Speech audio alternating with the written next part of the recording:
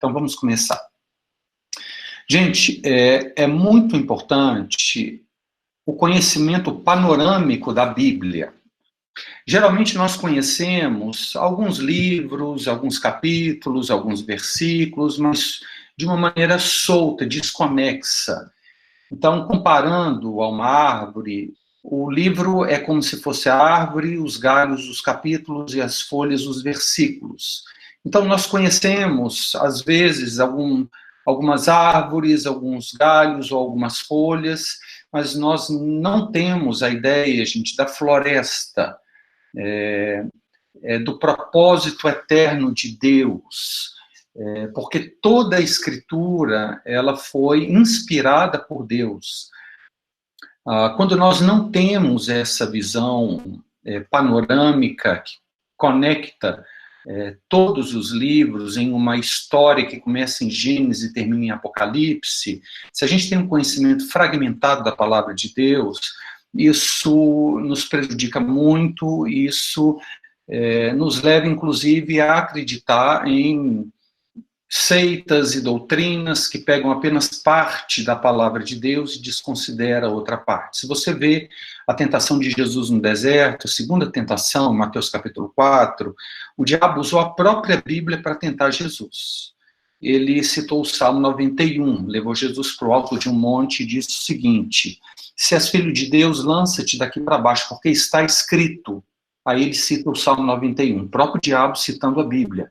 Aos seus anjos dará ordem a teu respeito, que te guardem em todos os teus caminhos. Mas Jesus respondeu, também está escrito, não tentarás o Senhor teu Deus. Então, quando nós conhecemos apenas parte da Bíblia, nós podemos ser enganados. Agora, quando nós temos o conhecimento completo da palavra de Deus, equilibrado, então isso é uma proteção muito grande, isso nos dá uma compreensão de cada parte individualmente no meio do todo. E eu encontrei essa figura aí muito interessante na internet, que é uma floresta que tem uma forma de um coração que toda a palavra de Deus, na verdade, é uma mensagem de amor de Deus para com a humanidade. Então, é bom você conhecer livros, capítulos e versículos, mas é fundamental você ter um conhecimento panorâmico da palavra de Deus. Conhecer a floresta, ok? Qual que é o propósito eterno de Deus. Muito bem. Eu quero passar um vídeo aqui, gente, muito legal, que vai falar mais ou menos isso que eu estou querendo transmitir para vocês. Presta bem atenção.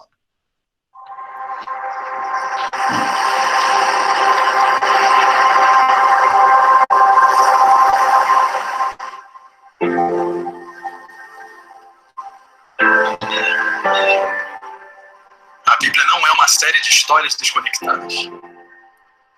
Ela é uma única narrativa na qual cada história, cada personagem, aponta para além de si, para alguém maior. A história de Adão e Eva não trata apenas do primeiro homem e mulher. Há um Adão melhor e verdadeiro, que passou no teste do jardim e cuja obediência é atribuída a nós.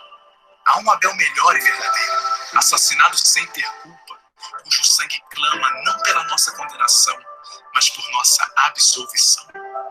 Há um Abraão melhor e verdadeiro, que atendeu ao chamado de Deus para deixar seu lar e todo conforto, partindo ao vazio e ali criando um novo povo de Deus. Há um Isaac melhor e verdadeiro, filho da graça e da promessa, que não foi apenas oferecido por seu pai sobre o monte, mas de fato sacrificado por todos nós. Há um Jacó melhor e verdadeiro, que lutou e recebeu o golpe do castigo que cabia a nós, a fim de que, como Jacó, só recebêssemos a ferida da graça, que nos desperta e nos disciplina. Há um José melhor e verdadeiro, que, estando à direita do rei, perdoa aqueles que o traíram e o venderam, usando seu novo poder para salvá-los.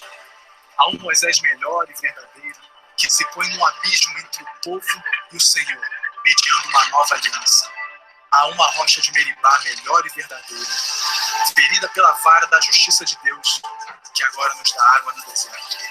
Há um Jó melhor e verdadeiro, alguém que conhece o sofrimento injusto, que intercede e salva seus tolos amigos. Há um Davi melhor e verdadeiro, cuja vitória se torna a vitória de seu povo, ainda que eles mesmos não tenham levantado uma pedra sequer para conseguir isso. Há alguém melhor e verdadeiro que, como Esther, não arriscou apenas perder um palácio terreno, mas abriu mão do trono celestial. E não apenas arriscou sua vida, como a deu por completo para salvar seu povo. Há um Jonas melhor e verdadeiro, que foi lançado à tempestade a fim de que dela nós fôssemos resgatados. Há um Cordeiro da Páscoa melhor e verdadeiro, inocente, perfeito, que se deixou ser morto para que o anjo da morte não atentasse contra nós. Ele é o verdadeiro templo, o verdadeiro profeta, o verdadeiro sacerdote, o verdadeiro rei, o verdadeiro sacrifício, a verdadeira luz e o verdadeiro pão. A Bíblia não é uma série de histórias desconectadas. Ela é uma única narrativa que aponta para uma única pessoa: Jesus.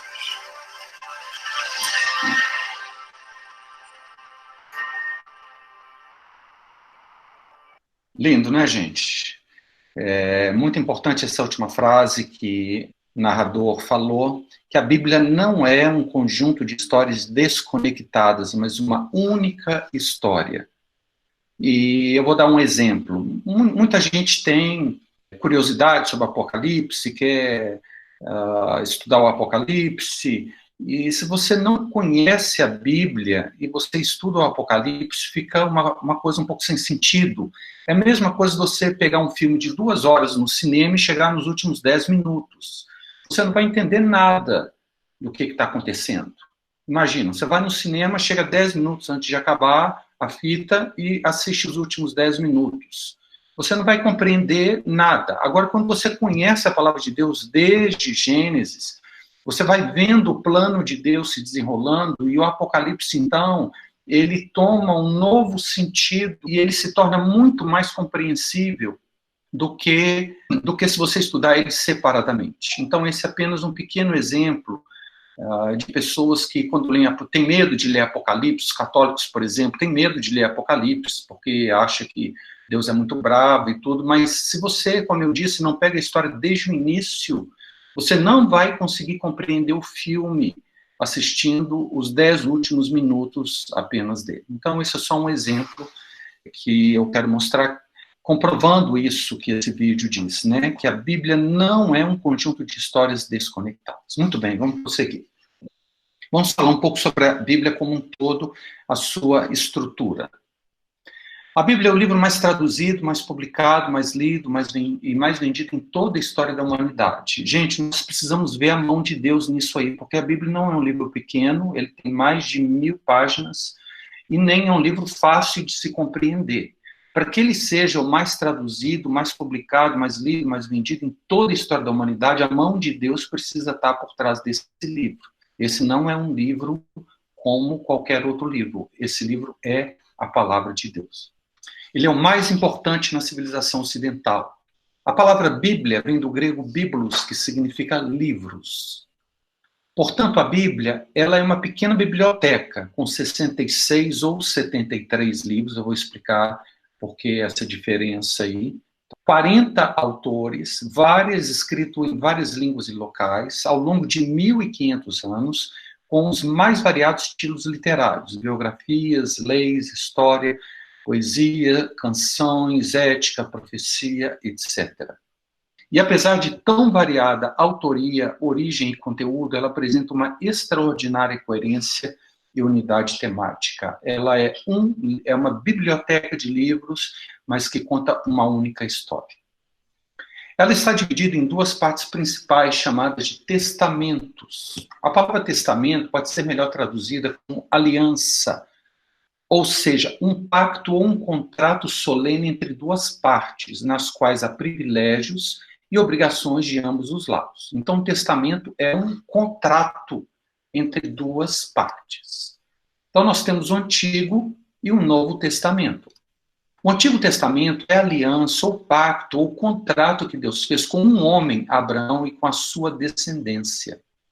E o Novo Testamento é a aliança que Deus fez com todas as pessoas que creem em Jesus Cristo como Filho de Deus. Então, são 2 contratos distintos, é verdade. Um vem na sequência do outro, mas quando o Novo Testamento ele entra em vigor, o Antigo Testamento deixa de valer como contrato. As cláusulas dele, vamos colocar dessa maneira, não valem mais. Por quê? Porque o novo contrato está agora valendo. Então, o Antigo Testamento, a aliança que Deus fez com um homem e a sua descendência, e o Novo Testamento, a aliança que Deus fez com todas as pessoas que creem em Jesus Cristo como Filho de Deus. Vamos ver algumas outras diferenças entre o Antigo e o Novo Testamento. O Antigo Testamento tem 39 ou 46 livros, eu já vou falar isso daqui a pouco, e o Novo Testamento, 27 livros. O Antigo Testamento é aproximadamente, se você for dividir a Bíblia, 3/4 da Bíblia é Antigo Testamento e 1/4 da Bíblia é Novo Testamento. Vamos supor uma Bíblia aí de 1000 páginas, tá? 750 páginas contam a história do Antigo Testamento e aproximadamente umas 250 a história do Novo Testamento. O Antigo Testamento, gente, é uma história que abrange um período de 4.000 anos. Por isso que o Antigo Testamento não é tão fácil de compreender, porque há muitas gerações, é uma história que conta, que se desenrola através de muitas gerações, e muita coisa aconteceu durante esse período. Então, o Antigo Testamento ele não é muito fácil de compreender exatamente. Um dos motivos é esse, é porque ele conta uma história de 4.000 anos. Mas o Novo Testamento conta uma história de apenas 100 anos, um século. Por isso ele é muito mais fácil de ser compreendido. O Antigo Testamento conta a história de uma nação, a nação de Israel, e o Novo Testamento conta a história de um homem, que é Jesus. No Antigo Testamento, nós vemos o homem buscando a Deus. Havia uma série de rituais, de maneiras que o homem deveria se purificar para chegar no tabernáculo, que era o local de habitação de Deus, e ali tinham sacerdotes, e tinha uma casinha dentro do tabernáculo, e aquela casinha tinha 2 partes, e só uma vez por ano o sumo sacerdote podia entrar no Santo dos Santos, não sem sangue, para chegar à presença de Deus. Então, o foco do Antigo Testamento é o homem indo em direção a Deus, mas no Novo Testamento o foco é completamente diferente. É Deus buscando o homem, Deus vindo à Terra para alcançar, para buscar aquele que estava perdido. É totalmente diferente o foco do Antigo e do Novo Testamento. O principal personagem no Antigo Testamento é Moisés, o legislador, aquele que deu a lei, tá? E é baseada nessa lei de Moisés que todo o Antigo Testamento, toda a história se desenrola, e o principal personagem do Novo Testamento é Jesus. Esses testamentos são partes distintas, mas organicamente unidas e interdependentes. Elas contam uma única história e falam de um mesmo tema. O que o Antigo Testamento começa, o Novo termina. O Novo está contido no Antigo e o Antigo está explicado no Novo. Portanto, geralmente eu falo com as pessoas que querem ler a Bíblia, comece a ler pelo Novo Testamento. Porque se você ler o Antigo Testamento, muitas dúvidas vão surgir na sua cabeça e você vai desanimar, você não vai compreender. Mas quando você lê primeiro o Novo explica o Antigo. Quando você vai, depois de ler o Novo, ler o Antigo se torna muito mais compreensível. A ênfase no Antigo Testamento é fazer. Não matarás, não adulterarás, não darás... O Novo Testamento a ênfase é ser. Sede santos, porque eu sou santo. O Testamento revela quem realmente somos. Somos pecadores, porque a lei, ela não aperfeiçoa ninguém, mas ela só mostra os erros, os pecados. Mas o Novo Testamento mostra o que nós podemos nos tornar santos. O Antigo Testamento começa com Deus, o primeiro versículo na Bíblia diz, no princípio Deus criou os céus e a terra, e o Novo Testamento começa com Cristo, Mateus capítulo 1, versículo 1, começa genealogia de Jesus Cristo. Então, o primeiro versículo, você já tem o ator principal, tanto no Antigo quanto no Novo Testamento. O Antigo Testamento prediz a primeira vinda de Jesus a esse mundo. O Novo Testamento relata o seu nascimento, vida, morte, ressurreição, ascensão e a promessa do seu retorno em glória. Agora, além dessa forma básica de divisão da Bíblia, Antigo e Novo Testamento, nós podemos dividir a palavra de Deus de outras formas diferentes. Como, por exemplo, o relato de 3 histórias principais. De Adão até Abraão, Gênesis capítulo 1 a capítulo 11, conta a história da raça humana como um todo. De Abraão até Cristo, de Gênesis capítulo 12 até o final do Antigo Testamento, Malaquias capítulo 4, conta a história do povo escolhido, de Israel. E de Cristo em diante, de Mateus capítulo 1 até Apocalipse capítulo 22, a história da igreja. Então, é uma outra maneira de dividir a palavra de Deus. Os 11 primeiros capítulos contam a história de toda a humanidade, depois o foco vai para o povo escolhido no Antigo Testamento, e no Novo Testamento nós temos a história da igreja. O Antigo Testamento conta essas 2 primeiras partes. Espero que vocês estejam vendo o meu mouse aí movendo, vou usar ele algumas vezes para destacar algumas coisas, tá? E o Novo Testamento, a terceira parte, né, de Cristo em diante, é o Novo Testamento. Nós podemos também dividir a Bíblia, gente, segundo a questão do pecado. Nós temos nos 2 primeiros capítulos na Bíblia e nos 2 últimos capítulos da Bíblia o princípio sem pecado e o final sem pecado. E há um grande parênteses, desde Gênesis capítulo 3 até Apocalipse capítulo 20, com a presença do pecado, as suas consequências e solução. Porque o pecado entrou na história lá em Gênesis capítulo 3. Por que nós vivemos, o mundo está em tão grande desordem? Por causa da entrada do pecado no mundo. Se você quiser saber qual que é a boa, perfeita e agradável vontade de Deus, aquilo que Deus desejou para a humanidade, você tem que ler então os 2 primeiros e os 2 últimos capítulos da Bíblia. Se você ler esses 4 capítulos, os 2 primeiros e os 2 últimos, você vai ver a boa, perfeita e agradável vontade de Deus. Porque nesses 4 capítulos não há pecado, não há morte, não há dor, não há choro, há só a vontade de Deus, o reino de Deus se manifestando em plenitude. É uma maneira também interessante de enxergarmos a Bíblia e de dividirmos a Bíblia.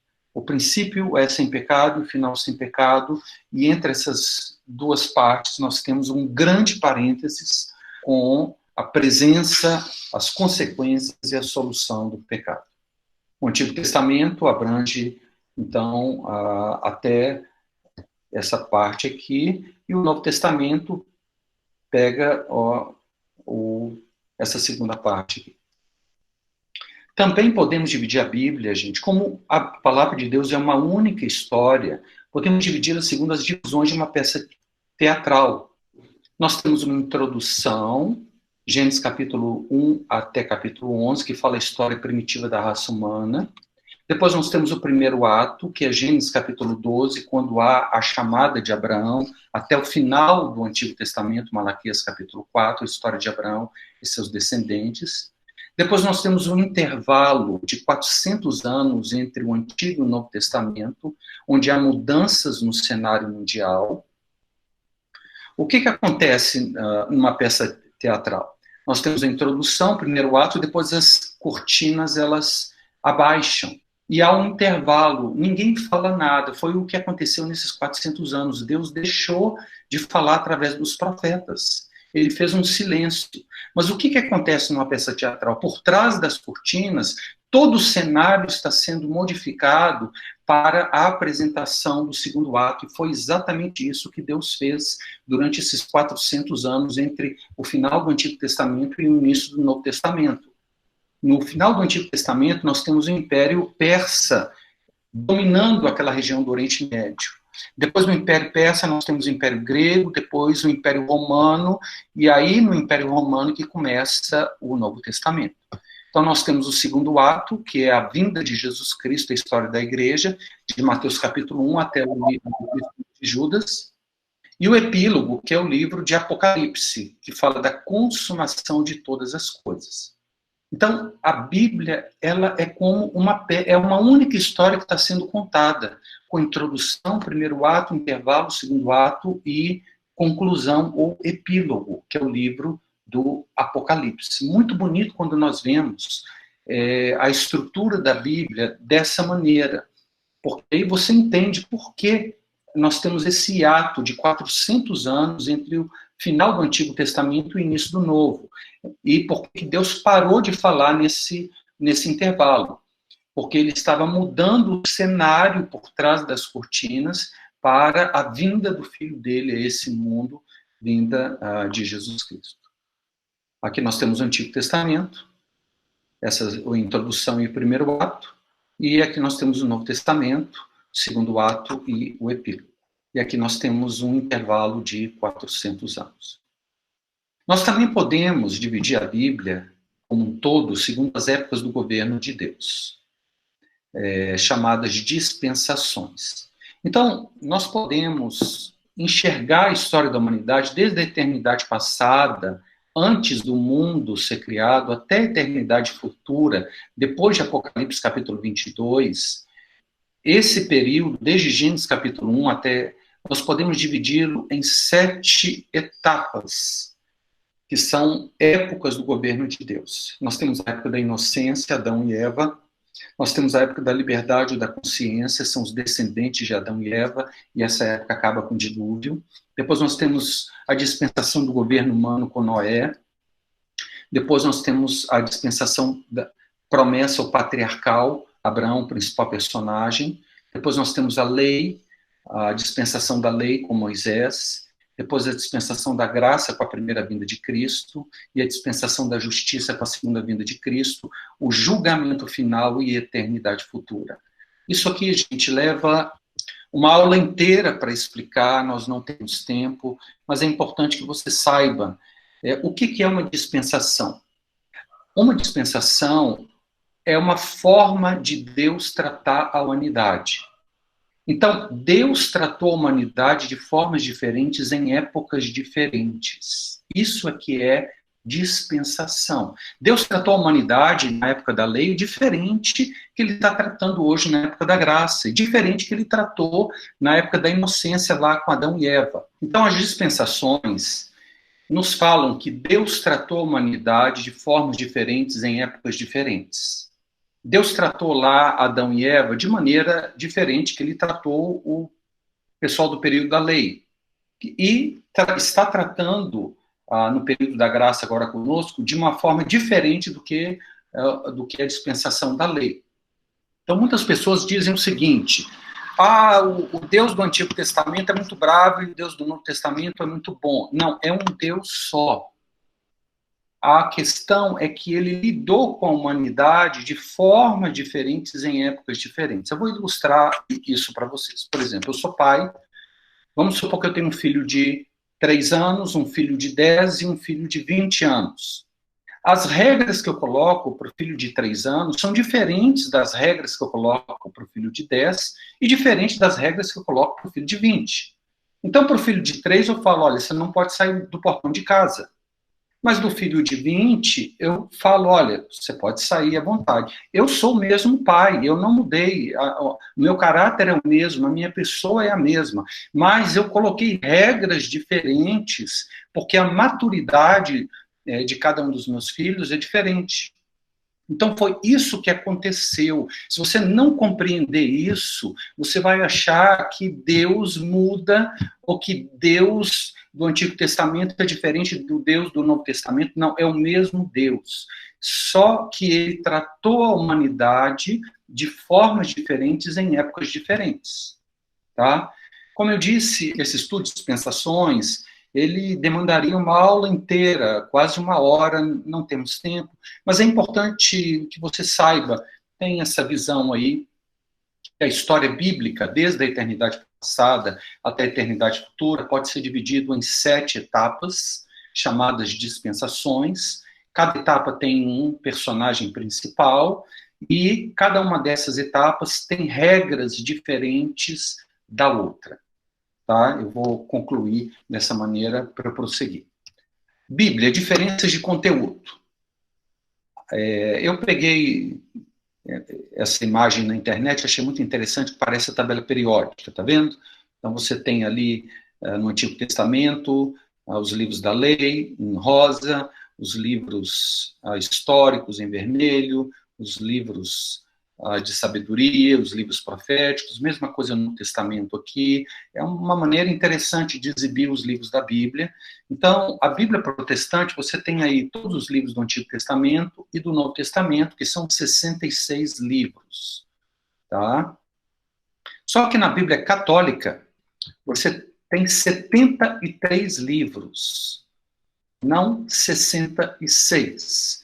Você tem esses livros a mais aí nas Bíblias católicas. Tobias, Judite, 1 Macabeus, 2 Macabeus, Sabedoria, Eclesiástico e Baruque. Alguns ramos do cristianismo adotam esses 7 livros como sendo divinamente inspirados, como, por exemplo, a Igreja Católica Apostólica Romana e a Igreja Ortodoxa Grega. E eles chamam esses livros de livros deuterocanônicos, ou seja, de um segundo cânon. Só que há braços do cristianismo que não creem que esses 7 livros são divinamente inspirados, que é a Igreja Protestante e a Igreja Messiânica, que chamam esses livros de livros apócrifos. Então, há uma diferença de conteúdo das Bíblias católica para protestante. É muito importante que nós saibamos disso, porque os católicos geralmente falam o seguinte: vocês protestantes tiraram 7 livros da Bíblia. Não é bem assim a história, não. Tá certo? Nós, talvez depois possamos falar desses 7 livros aí. Esses 7 livros foram escritos durante aquele período de intervalo de 400 anos, tá? Que é o período interbíblico. Os próprios judeus, a escritura do Antigo Testamento toda é judaica. Os próprios judeus não aceitam esses 7 livros como sendo livros inspirados por Deus, mas eles foram inseridos numa tradução da Bíblia, do hebraico para o grego, chamada Septuaginta, que é a primeira e mais famosa tradução da Bíblia que se tem notícia, que foi feita lá em Alexandria, no Egito, durante a época do governo grego. Mas não vamos entrar em maiores detalhes agora, mas é importante que vocês saibam. E tem mais uma diferença entre as Bíblias protestante e católica. O livro de Salmos, a divisão dos Salmos é um pouco diferente. Tem um salmo na Bíblia protestante que na Bíblia católica ele é dividido em 2. E acontece a mesma coisa, tem um salmo na Bíblia católica que na Bíblia protestante é dividido em 2. O livro de Salmos é exatamente igual, tanto católico quanto protestante, mas só que a divisão dos salmos ela é diferente. Então, por exemplo, se você está evangelizando um católico, você fala, abra no salmo tal, versículo tal, que diz isso. Às vezes ele vai abrir lá no livro de Salmos e não vai encontrar o que você está falando, porque há uma diferença de divisão dos capítulos, mas o conteúdo é o mesmo.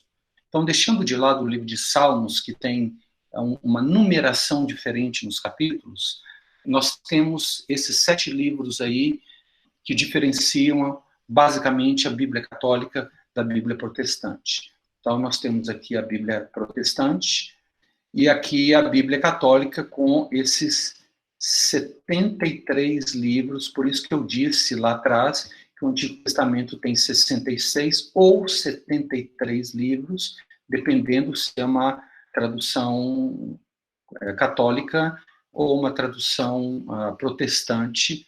E a diferença são esses 7 livros aí que alguns ramos do cristianismo adotam como divinamente inspirados e outros ramos do cristianismo não aceitam esses livros como divinamente inspirados por uma série de razões. Se você estudar a história da igreja, você vai compreender isso aí. Vamos em frente. Muito bem, nós temos também, gente, diferenças na ordenação. Bíblia hebraica, que é só o Antigo Testamento, chamada Bíblia hebraica, ela divide o Antigo Testamento em 3 partes. A primeira parte chamada Lei ou Torá, que são 5 livros de Moisés. A segunda parte chamada Profetas. E a segunda parte chamada Escritos ou Salmos.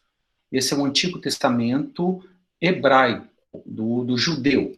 Mas a Bíblia cristã, gente, divide o Antigo Testamento de uma maneira diferente, em 4 partes, não em 3 partes. Então, o Antigo Testamento da Bíblia cristã primeira parte são os livros da lei, que equivale à primeira parte lá da Bíblia hebraica. Mas depois nós temos uma segunda parte, livros históricos, terceira parte, livros de sabedoria, e quarta parte, livros proféticos.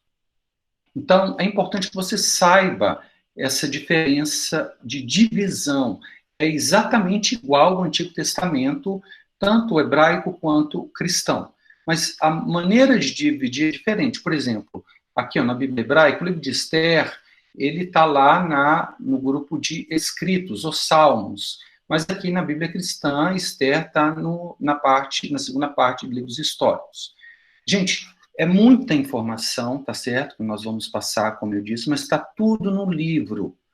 Por isso que é muito importante você ter o livro, porque você tem uma fonte de referência para consultar, para anotar.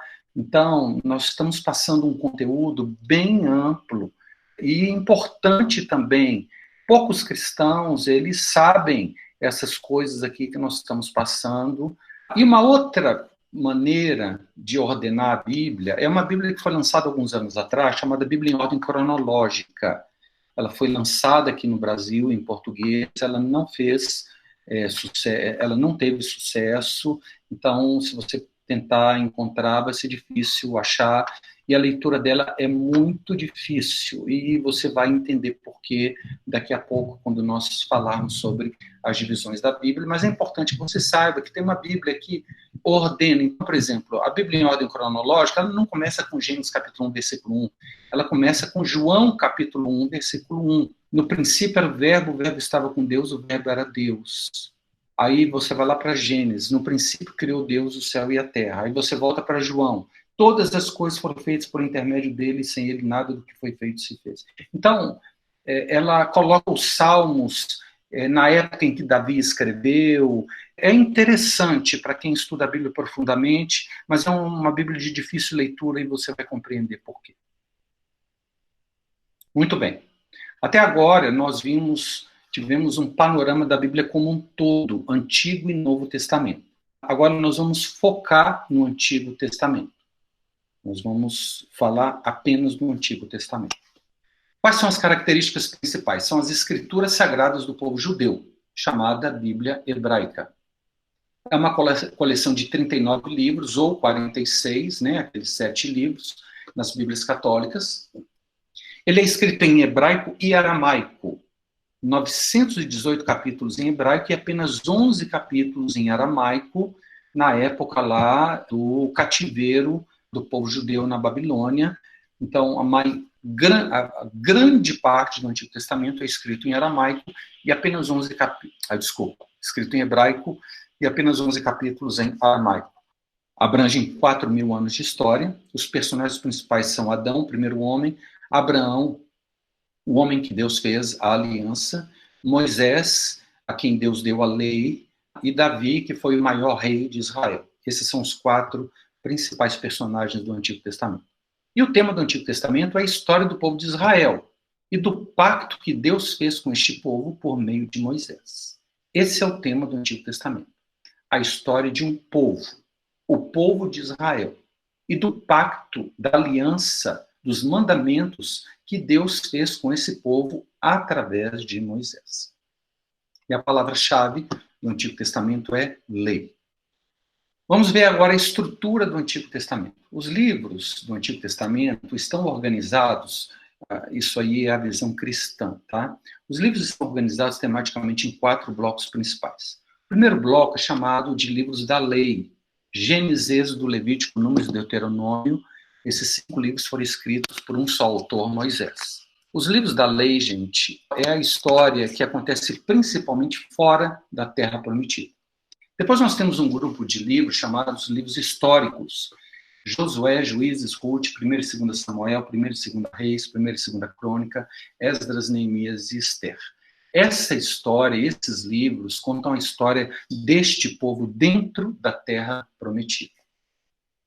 E esses 2 conjuntos de livros, gente, eles estão colocados na Bíblia em ordem cronológica, ou seja, o livro seguinte é a continuação do livro anterior.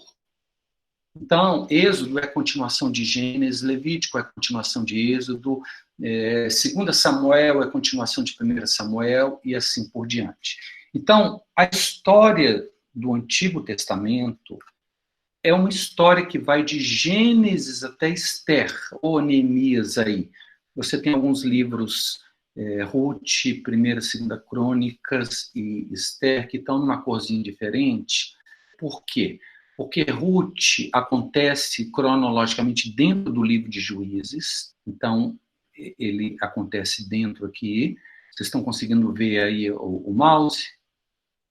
1ª e 2ª Crônicas é um resumo de tudo que aconteceu desde Gênesis até 2 Reis, é contada novamente a história toda, e o livro de Esther acontece cronologicamente dentro do livro de Esdras. Mais tarde isso vai ficar claro, mas esquece essas exceções e considera que todos esses livros, esses 17 primeiros livros, estão em ordem cronológica. Depois de Esther ou de Neemias, porque Esther, como eu disse, acontece aqui na época de Esdras, na verdade, quando Neemias acaba, gente, nós temos então 400 anos, e aí depois nós temos a história do Novo Testamento. Então, a história da Bíblia, ela se desenrola dessa maneira. É uma história que está sendo contada desde Gênesis até Esther, ou na verdade até Neemias. Depois, quando você acaba de ler Neemias ou Esther, você pode continuar a história indo lá para o Evangelho de Mateus, que é a sequência da história desse povo. Agora, sabemos que o Antigo Testamento não são só esses 2 conjuntos de livros, lei e história. Nós temos outros livros no Antigo Testamento. Então, nós temos um terceiro bloco, gente, que são chamados livros de sabedoria.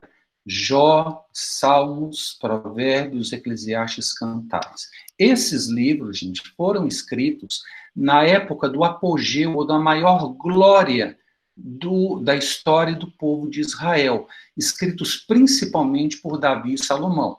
Então, Davi escreveu grande parte dos Salmos e Salomão escreveu Provérbios, Eclesiastes, Cantares. Jó é uma exceção, não vamos falar dele agora. Mas os livros de sabedoria, gente, é um grupo separado que foi colocado separado porque eles são da época aqui de 1 Reis, da época do apogeu. Por que eles, na Bíblia, nas Bíblias cristãs, eles estão, depois de Esther, eles estão nessa formação? Pelo seguinte, gente, porque vamos supor que nós estamos aqui lendo essa história, aqui, estudando essa história. Chega lá, está contando a história de Salomão, daqui a pouco coloca lá os 31 capítulos de Provérbios, os capítulos de Eclesiastes e Cantares. Quando você volta, quando acaba os escritos de Salomão, você se pergunta, gente, onde que eu estava na história? Nós iríamos nos perder se esses livros fossem colocados exatamente na época em que eles foram escritos. Por que eles são colocados ao lado? Para que essa história aqui, dos livros da lei históricos, tenham uma dinâmica, eles não tenham parênteses muito grandes, tá? Então, nós temos aqui os livros de sabedoria, e nós temos aqui também os livros proféticos, Isaías, Jeremias, Lamentações, Ezequiel, Daniel, Oséias, Joel, Amós, Obadias, Jonas, Miqueias, Naum, Abacuque, Sofonias, Ageu, Zacarias e Malaquias. E eles são da época, gente, esses livros foram escritos na época da decadência da história desse povo aqui, após a morte de Salomão. Por que a Bíblia foi dividida dessa maneira, através desses blocos, para facilitar a compreensão dessa história? Porque eu vou dar outro exemplo aqui. Nós estamos estudando aqui, então, a história dos reis. Chega em tal rei, o profeta Isaías aparece em cena. Se você fosse colocar os 66 capítulos de Isaías aqui, eu estou contando a história dos reis. Se eu fosse colocar os 66 capítulos que Isaías profetizou aqui na história, quando acabasse os escritos de Isaías, você ia perguntar, gente, onde que eu estava? Qual rei mesmo que era? O que estava acontecendo? Você ia perder a sequência, a fluidez dessa história. Por isso, gente, os livros de sabedoria e os livros proféticos são colocados à parte. porque eles pertencem, respectivamente, à época da maior glória, do apogeu, na época de Davi e Salomão, ou da época da decadência da história desse povo aqui. Então, gente, essa é a estrutura do Antigo Testamento. Isso é muito importante compreender. Se você compreender esse slide, o Antigo Testamento deixa de ser um mistério para você. Porque quando o pastor falar lá, abra sua Bíblia no livro de Números. Números, está lá os 5 primeiros livros da lei e a história do povo fora da Terra Prometida.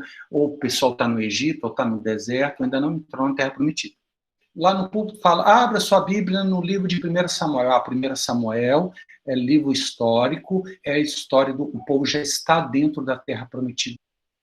O pastor fala assim, abra sua Bíblia no livro de Provérbios. Provérbios, livros de sabedoria da época do apogeu, então da época de Davi e Salomão.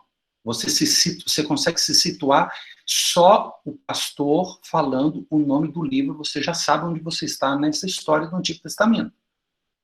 O pastor fala, abre no profeta, nem precisa ouvir o nome do profeta. Época da decadência depois da morte de Salomão. Então, se você compreende essa estrutura, o Antigo Testamento deixa de ser um mistério que ele é para muitas pessoas. Porque a Bíblia cristã, ela, em vez de dividir em 3 partes, como os judeus dividem o Antigo Testamento, a Bíblia cristã foi dividida em 4 partes para facilitar a nossa compreensão do Antigo Testamento. Então, gente, essa estrutura, ela é importantíssima para a compreensão dessa compreensão panorâmica. Você está vendo que nós não estamos entrando em nenhum livro, não estamos falando quase de personagem nenhum, nós estamos vendo o panorama. É como se você estivesse viajando de avião e vendo lá embaixo uma floresta, um lago, uma região montanhosa. Nós não estamos entrando em detalhes, mas nós estamos tendo uma visão ampla, tanto da Bíblia quanto do Antigo Testamento e depois do Novo Testamento. E isso dá a nós uma compreensão da Bíblia maravilhosa, e a Bíblia ela passa a ser um livro muito mais interessante e mais gostoso e mais atraente do que quando você não conhece, você fala que é uma misturança a Bíblia, não sei onde que eu estou, o que está acontecendo. Quando você entra, vê um filme, você não sabe se está no início, no meio, no final, o que aconteceu antes, o que vai acontecer depois. Então, gente, essa estrutura ela é fundamental para a compreensão do Antigo Testamento. Muito bem, gente. O Antigo Testamento, a história do povo de Israel, ela se desenvolve paralelamente à ascensão e queda de vários impérios mundiais. Isso é uma coisa importante. Se você quer entender o Antigo Testamento, você precisa levar em consideração isso aqui que nós vamos falar. Então, nós temos aqui os 2 primeiros blocos do Antigo Testamento, os livros da lei, os livros históricos, eles estão em ordem cronológica. O Antigo Testamento, cronologicamente, acaba no livro de Esther, ou Neemias, depois nós temos 400 anos em Novo Testamento. Mas essa história aqui do povo judeu, ela se desenvolve paralelamente a grandes impérios que surgiram, que dominaram aquela região ali do Oriente Médio. Então, o Império Egípcio, ele foi o império dominante durante 800 anos naquela região e influenciou a história dos judeus desde o livro dos Gênesis até o livro dos Juízes.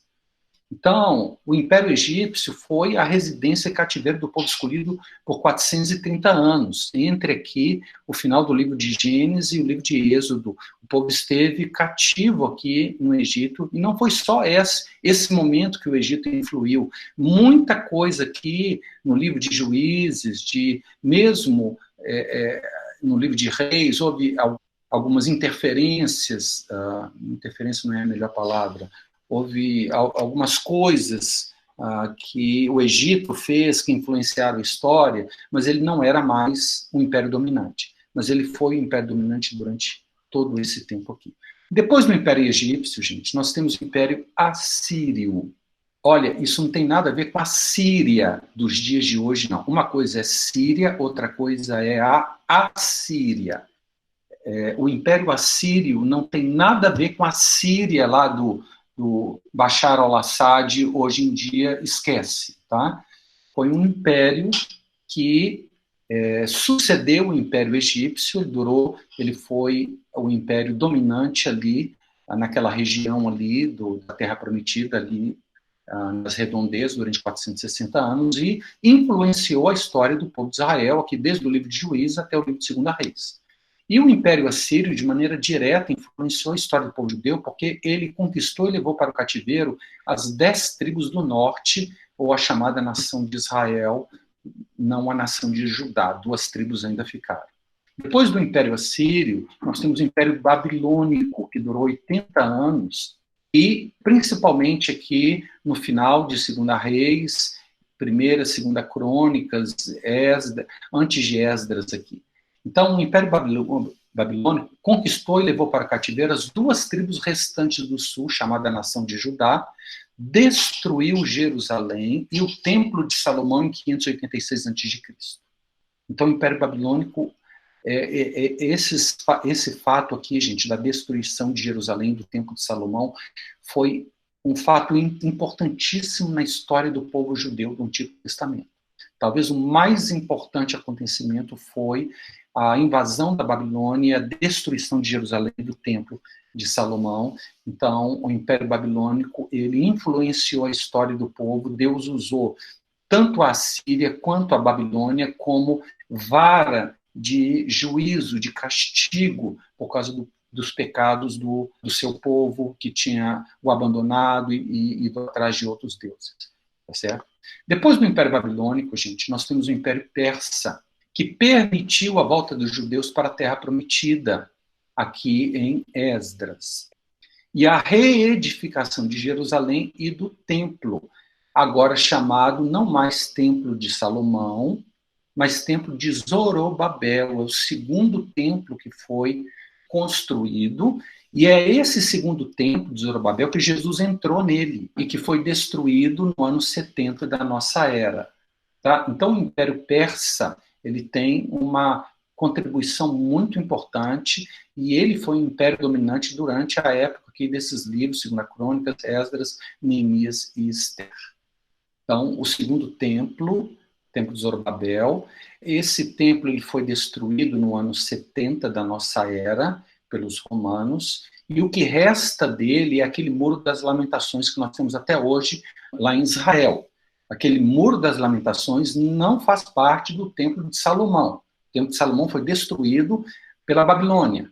O 2º templo foi reconstruído por Esdras e Neemias e foi destruído depois ali da morte de Paulo, e o que restou desse 2º templo, o Templo de Zorobabel, é o que nós temos hoje, o Muro das Lamentações. O 3º templo que vai ser construído vai ser o templo no qual o anticristo vai entrar nele, mas ele não pode ser construído ainda, porque lá no lugar onde ele precisa ser construído tem o Dom da Rocha, lá tem aquele, é um lugar sagrado para os muçulmanos, tem uma mesquita. A mesquita lá. Isso. Então o judeu não construiu o 3º templo porque o adversário usou os muçulmanos para construir uma mesquita no local do templo, e de alguma maneira ou Deus vai mandar um terremoto, ou vai acontecer alguma coisa, que aquela mesquita vai cair, e o 3º templo vai ser edificado, e aí nós vamos estar lá dentro do livro do Apocalipse, e o anticristo vai entrar nesse 3º templo, e vai querer ser adorado como Deus, e os judeus não vão aceitar isso, e aí vai começar a chamada grande tribulação, que é a perseguição dos judeus pelo anticristo. Mas, então, nós temos aqui o Império Persa dominando aqui. Depois do Império Persa, gente, nós temos o Império Grego. Esses quadradinhos não estão exatamente assim coerentes no tamanho, proporcionalmente um ao outro, tá? Mas não se preocupa com isso, não. Depois do Império Persa, que o final do Antigo, nós temos o Império Grego, que aconteceu durante esse período aqui de 400 anos, entre o final do Antigo Testamento e o início do Novo. E depois do Império Grego, nós temos o Império Romano, que durou 700 anos, e no qual a história do Novo Testamento acontece. Então, se você quiser ter uma compreensão melhor, se você estuda história, e tem gente que gosta de história, tem gente que não gosta, mas se você quiser ter uma compreensão melhor da história, tanto do Antigo quanto do Novo Testamento, você precisa considerar qual império dominava a região ali do Oriente Médio, com certeza influenciou a história do povo judeu. Ok, então falamos do Antigo Testamento como um todo, vamos entrar agora nos livros da lei. Se você observar bem, lá em cima, não sei se vocês estão conseguindo enxergar, tem uns quadradinhos que eu coloquei todos os livros do Antigo Testamento, desde Gênesis até Malaquias. Então, nos slides de agora para frente, vai estar lá em cima, você tem todos os livros do Antigo Testamento, e eu vou ressaltar ou destacar os que nós vamos estar estudando no momento. Então, nós vamos agora ver um panorama dos livros da lei. Percebe que nós estamos indo do maior para o menor. Nós vimos o panorama da Bíblia como um todo, depois o panorama do Antigo Testamento, agora nós vamos pegar cada uma daquelas 4 partes do Antigo Testamento, explicar ou dar um panorama delas. Então, nós estamos agora falando, gente, dos livros da lei, que são esses 5 primeiros livros aqui, Gênesis, Êxodo, Levítico, Números e Deuteronômio. Já vimos que podemos dividir todos os 39 livros do Antigo Testamento em 4 conjuntos de livros: lei, história, sabedoria e profecia. Você tem aí esses 2 primeiros conjuntos em ordem cronológica. O primeiro grupo é chamado livros da lei, ou Torá. Torá, a palavra Torá, no hebraico, significa ensinamento. Então, Torá ou livros da lei é a mesma coisa. Esses 5 livros, gente, são uma unidade literária, porque foram escritos por uma única pessoa, Moisés, também conhecida como Pentateuco. O que significa a palavra Pentateuco? Penta é 5 e teuco é rolos. Por que 5 rolos? Porque na época em que Moisés escreveu esses livros, gente, o papel ainda não tinha sido inventado. Então, as coisas eram escritas em peles de animais. Então, por exemplo, o livro de Gênesis, 50 capítulos. Matava lá uma ovelha, um boi, secava a pele. Moisés escreveu, e também os escribas depois, né, escreviam lá os 50 capítulos numa pele, e depois pegava essa pele enorme e enrolava como se fosse um rolo. Mesma coisa o livro de Êxodo, o livro de Levítico, o livro de Números, o livro de Deuteronômio. Então, esses 5 livros da lei são chamados Torá ou Pentateuco, porque eles estavam no formato de 5 rolos de peles de animais. Por isso que ele é chamado também de Pentateuco, os 5 rolos. Esses são os livros mais importantes de todo o Testamento e constituem a base de toda a fé e revelação divina para o povo de Israel. Todos os outros livros e a história aqui, dos livros de história, de sabedoria, está tudo baseado em cima desses livros que Moisés escreveu, porque a lei que Deus deu ao povo está aqui nesses 5 livros. Eles são os mais importantes de todo o Antigo Testamento. Eles nos contam a história de Israel, principalmente fora da Terra Prometida. Por que principalmente? Porque no livro de Gênesis, Abraão peregrinou na Terra Prometida. Mas foi apenas alguns poucos capítulos de Gênesis que isso acontece, e o restante, uma parte do livro de Gênesis, todo o Êxodo, Levítico, Números e Deuteronômio, conta a história desse povo fora da Terra Prometida. Falamos sobre os 5 livros, agora vamos falar livro a livro. Gênesis. O tema do livro de Gênesis, gente, é os princípios do mundo, da raça humana, do povo de Israel. E o livro começa com esse versículo aqui. No princípio, criou Deus os céus e a terra. A primeira frase da Bíblia é uma pequena declaração que está carregada de beleza, simplicidade e verdade. Esta simples afirmação contém toda a semente da teologia bíblica e da cosmologia. Essa frase, ela nega o ateísmo, porque fala de Deus. Nega o politeísmo, não existem vários deuses, só existe um Deus que criou os céus e a terra. Nega o panteísmo. O que é panteísmo? Panteísmo é que a natureza é Deus.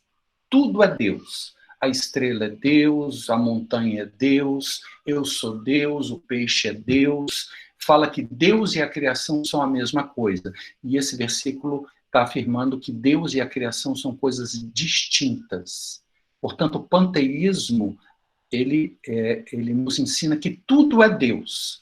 Por isso que, por exemplo, vou dar um exemplo para vocês, lá na Índia, lá eles não matam animal nenhum, nem barata, porque eles acham que aquilo é Deus, tá certo? Isso é que é panteísmo, tudo é Deus, a pedra é Deus, a cachoeira é Deus, eu sou Deus, o sol é Deus, a criação é Deus. Mas esse versículo diz que Deus e a criação são entidades distintas.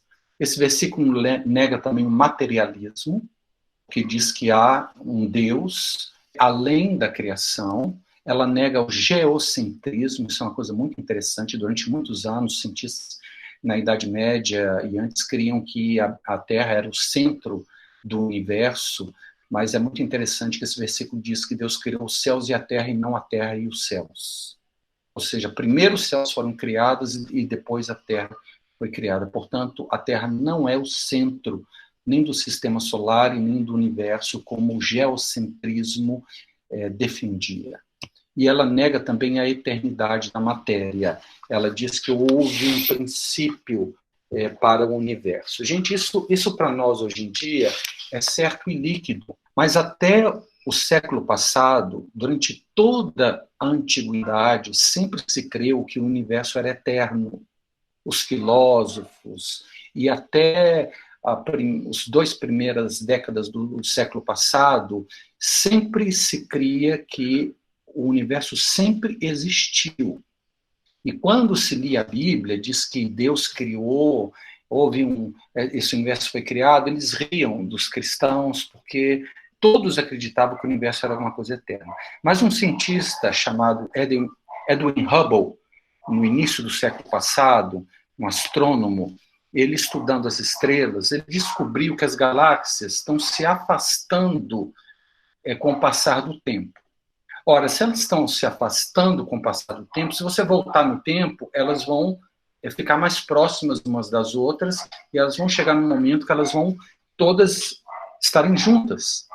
Então, esse cientista, Edwin Hubble, ele descobriu que esse universo teve um princípio, e esse princípio foi, os cálculos apontam para aproximadamente 13,5 bilhões de anos atrás. Então, no século passado, que se descobriu que esse universo teve um princípio, mas a Bíblia sempre disse isso há 6.000 anos atrás, ou seja, a Bíblia está muito à frente da ciência. É muito bonito isso. A Bíblia diz que o nosso universo teve um princípio, mas os cientistas só descobriram isso há um século atrás. Então, esse versículo nega a eternidade da matéria. Ela diz que o universo teve um princípio. Se teve um princípio, vai ter um fim também. Nós não vamos tocar nisso, não. Além disso, esse versículo, gente, declara a independência do Criador. O Criador e a criação são coisas distintas. A eternidade do Criador, o Criador não teve princípio. A sua autoexistência, ou seja, ninguém criou Deus, Deus ele é, tá? Declara a onipotência. Para Deus criar esse universo tão tremendo, ele tem que ser todo-poderoso. E declara a sabedoria do Criador. É só ver a beleza da criação, a perfeição da criação. Então, gente, a palavra de Deus é algo maravilhoso. Como eu disse, eu sou engenheiro e eu fico assim, extasiado quando eu estudo Bíblia e a ciência. Eu estou falando isso aqui porque eu sei que muitos jovens me escutam aí e nós precisamos saber que a nossa fé é uma fé lógica, é uma fé que não há nada que vai derrubá-la. A palavra de Deus ela permanece eternamente. Então, a Bíblia começa com esse versículo, esse é um dos principais versículos do livro de Gênesis. Agora, nós temos um outro versículo também, muito importante, que é a criação do homem. Gênesis capítulo 1, versículos 26 e 27, diz: Criou Deus, pois, o homem à sua imagem e semelhança. O homem foi criado de forma especial e diferenciada de todo o restante da criação. Ele foi criado à imagem e semelhança de Deus. Por isso, quando o homem está longe do seu Criador, sua vida se torna vazia, sem sentido e sem propósito. Essa é uma pintura muito famosa de Michelangelo, que nos mostra a cosmovisão cristã da criação do homem. Deus criou o homem à sua imagem e semelhança. Mas é uma outra teoria da criação do homem, que é a teoria da evolução de Charles Darwin. Tem essa figura aí bem interessante, né? Uma queda de braço entre Darwin e Deus. Darwin diz que o homem é fruto de processos naturais de evolução, e chegamos onde nós estamos, e nós partimos lá de uma única célula. Mas essa teoria da evolução, gente, ela é apenas uma teoria, ela nunca foi provada cientificamente e nunca será, porque há buracos nela. Eu faço questão de explicar para que os jovens tenham aí alguns argumentos quanto a essa teoria. Gente, isso é um papo furado de um tamanho, gente. Ela quebra algumas leis, como, por exemplo, a terceira lei da termodinâmica, que diz que tudo tende para uma maior desorganização. As donas de casa sabem disso muito bem. Quando você viaja e volta um mês depois, sua casa está mais organizada, mais limpinha. Não, ela está cheia de poeira. Com o passar do tempo, as coisas se desorganizam e não se organizam naturalmente. Isso é uma lei, gente. Uma lei, ela não pode ser quebrada. A terceira lei da termodinâmica. Ela diz que tudo tende para uma maior desorganização com o passar do tempo. E a vida é algo extremamente organizado. E a pergunta fica, quando essa lei deixou de vigorar para que a vida surgisse espontaneamente e para que ela se desenvolvesse? Essa teoria da evolução, gente, ela tem buracos e ela tem lacunas que são intransponíveis, gente. Há uma outra lei que ela quebra, que é a lei da biogênese. Quem é médico, quem estuda medicina, enfermagem, sabe disso. A lei da biogênese diz que só vida gera vida. Nada que não é vivo pode produzir alguma coisa viva. É uma lei. E essa teoria da evolução, ela quebra também essa lei. Gente, isso é alguma coisa tão ridículo, essa teoria da evolução, mas o homem, a humanidade, insiste em se apegar a ela com unhas e dentes, porque não quer aceitar a existência de Deus. Tá certo? Eu vou explicar para vocês, tentar fazer uma ilustração, explicar para vocês como é ridícula essa teoria. Vamos supor que eu vou lançar uma teoria. A minha teoria é o seguinte: como é que a atmosfera ela se formou? E a minha teoria, eu vou escrever ela e eu vou dizer o seguinte: olha, estava lá os mares e houve uma época em que a gravidade deixou de atuar e os mares começaram a flutuar nos ares, e aí depois a gravidade voltou a atuar e os mares voltaram e ficou uma parte de água que formou a atmosfera. O que vocês acham dessa teoria minha? No mínimo ridícula, não é mesmo? Por quê? Porque ela quebra uma lei universal, que é a lei da gravidade. A lei da gravidade sempre existiu, sempre vai existir e nunca deixou de operar. Quando uma teoria quebra uma lei, essa teoria ela é lixo, porque ela quebra uma lei estabelecida. Então, essa teoria, estou brincando aqui, vocês estão me entendendo, né? Da criação da atmosfera terrestre, ela é ridícula, por quê? Porque ela quebra a lei da gravidade. Na minha teoria, a gravidade ela tinha que ter deixado de atuar durante um tempo, e os mares começaram a flutuar, e depois essa lei voltou, e os mares voltaram, e a atmosfera ficou alguma parte nos ares, que é chamada atmosfera. Ridícula. É a mesma coisa a teoria da evolução, gente. É ridícula, porque ela quebra leis estabelecidas. A terceira lei da termodinâmica, a lei da entropia e da entalpia. Quando que, com o tempo, as coisas começaram a se organizar e não se desorganizar? É ridículo. E a lei também da biogênese, só vida gera vida. Uma rocha, de alguma coisa inanimada, nunca poderia ter surgido vida. E essa teoria, gente, da evolução, desculpa eu estar gastando tanto tempo nisso, eu acho essas coisas muito interessantes, como disse o engenheiro, e esses assuntos de fé e ciência me interessam muito. Essa teoria, atualmente, está caindo em tanto descrédito que uma outra teoria, ou uma outra cosmovisão da criação do homem está em franca ascensão, que é essa aqui. Quem lembra dessa foto aqui? Qual filme essa foto aí lembra vocês? A do ET, né? Do ET. Não é à toa, gente. Está vendo aí esse dedinho encostando o outro? Isso lembra o que para vocês? Olha aqui, ó. Capela Sistina. Deus criando o homem, os dedos se tocando. Isso é uma cosmovisão em choque com a cosmovisão cristã, que é que a vida humana, nós fomos semeados por extraterrestres.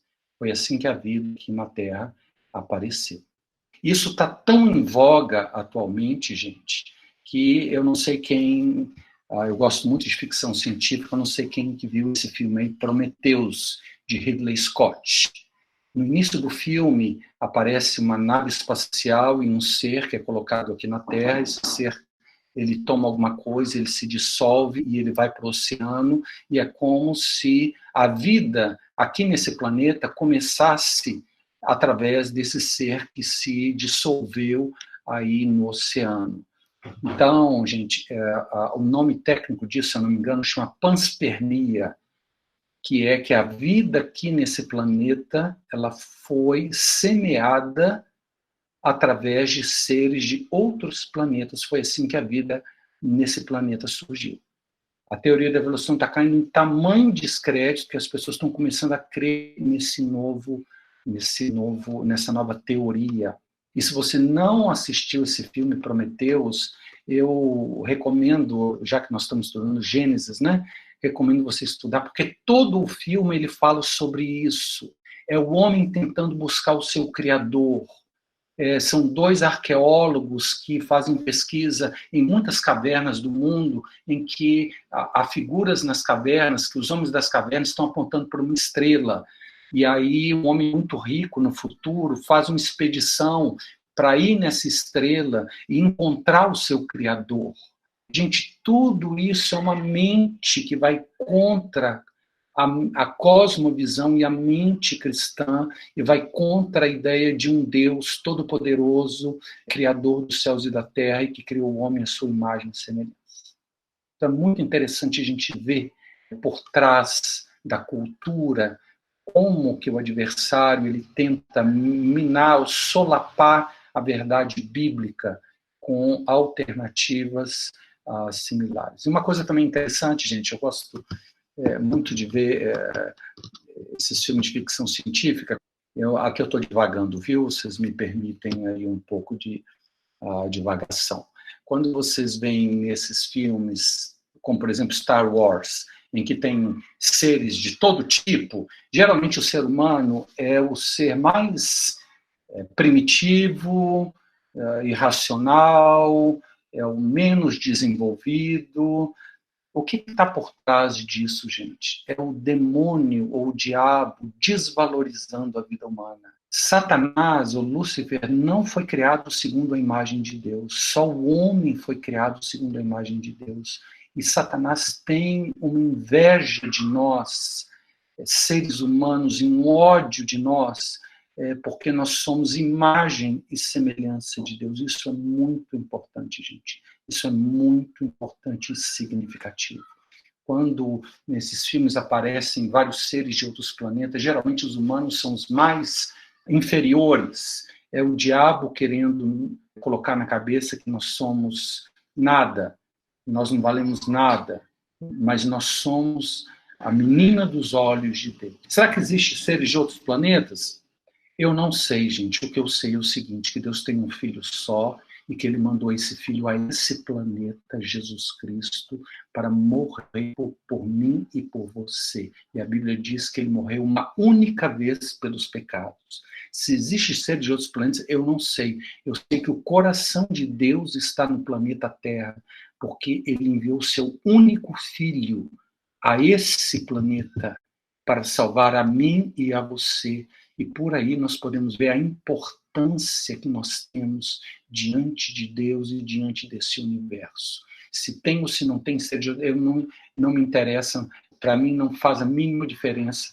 O que tem toda a importância é que foi Deus nos amou de tal maneira que deu o seu Filho unigênito para que todo que nele crê não pereça, mas tenha vida eterna. Nós somos a menina dos olhos de Deus, e é por isso que nós temos um adversário que nos odeia com todas as forças, porque nós revelamos a glória de Deus e nós somos imagem e semelhança desse Deus tremendo e criador.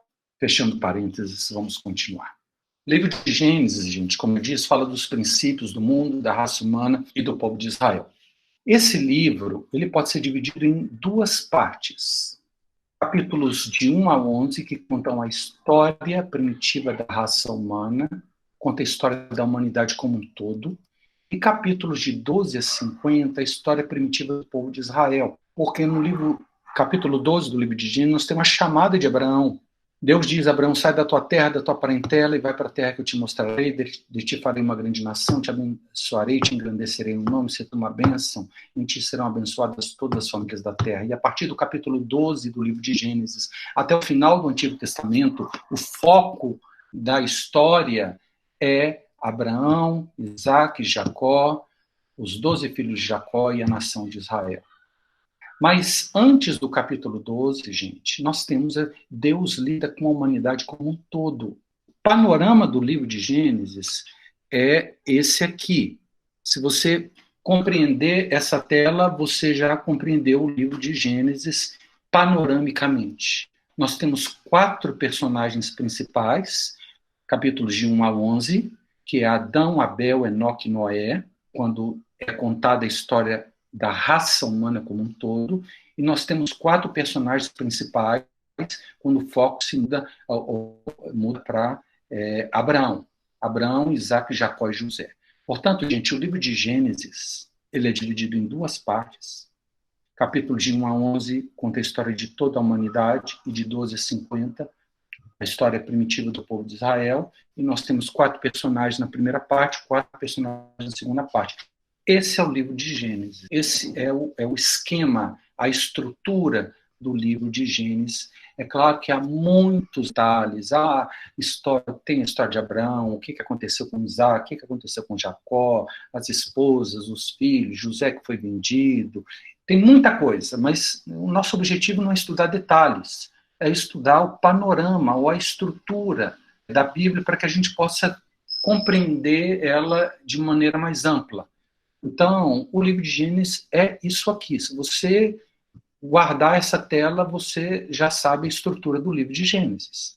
Capítulos de 1 a 11, história primitiva da raça humana, 12 a 50, história primitiva do povo de Israel, e o livro de Gênesis é a história desses 8 personagens. Adão, Abel, Enoque, Noé, Abraão, Isaac, Jacó e José.